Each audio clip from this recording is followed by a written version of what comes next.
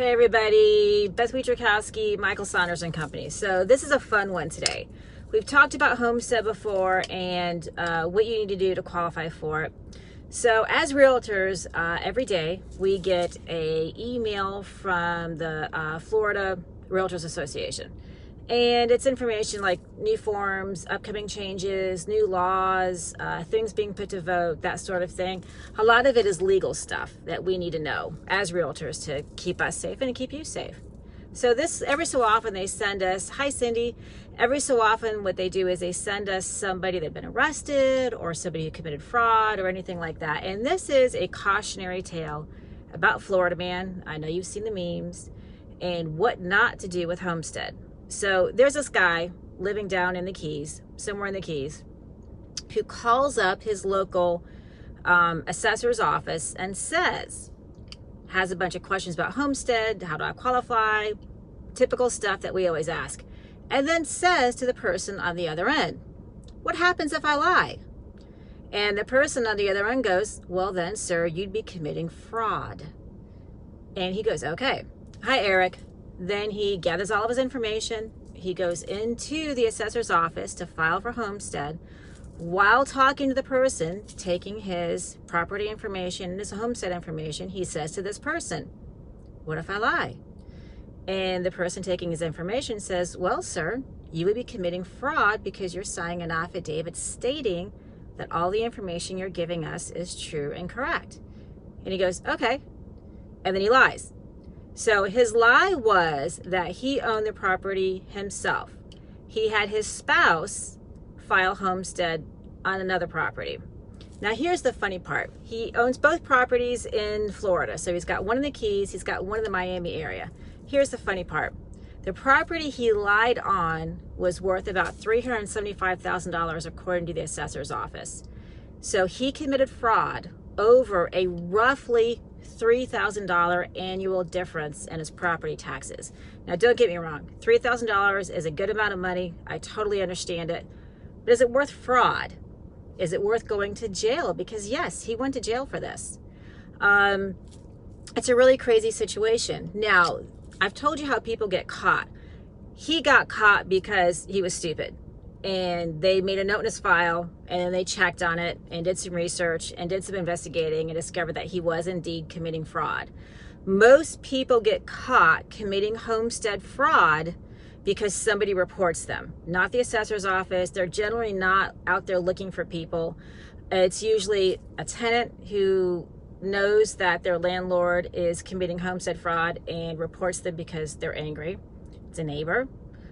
Maybe a neighbor who thinks that their neighbor is claiming homestead, but maybe they're using Airbnb to rent something out. Hi, Carl.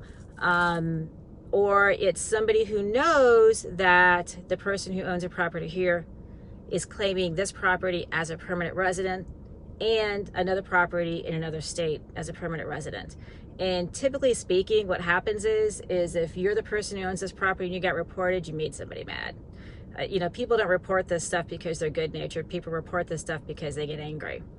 So this guy owned two properties. So it's not just that if you own a property here and you own a property out of state that you can't have homestead. It's if you own more than one property in the state as well.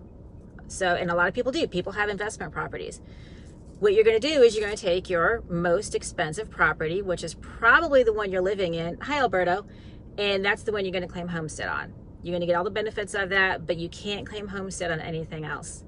If you have a property out of state, you have to reside in Florida for at least 6 months and 1 day and claim this house, this condo, this property as your primary resident, and you cannot claim another property as a primary residence. This is going to keep you out of homestead fraud. This is going to keep you from getting fined, getting jailed. People get jailed for this, and I don't know about this other person's case, but people get jailed for this because oftentimes by the time they are turned into their local property assessor's office, they've been doing it for years. What the county does is they fine you for all of that time, plus interest. I've heard stories of people getting fined for an amount that is more than their property is worth because they've been doing it for so long. Don't do it, people. It's not worth it. If you have any questions on homestead, how to avoid committing fraud, how to claim homestead, let me know. Throw it in the comments, send me a DM. Don't commit fraud. If you're not sure if you're committing fraud, let me know. If I don't know, I'll put you in touch with an attorney who can let you know. You can always call the tax assessor's office and you can always ask them. Just don't go against what they say. Don't be stupid, because you don't want to do that. Anyway, it was a fun cautionary tale of some silly guy who did something really, really stupid.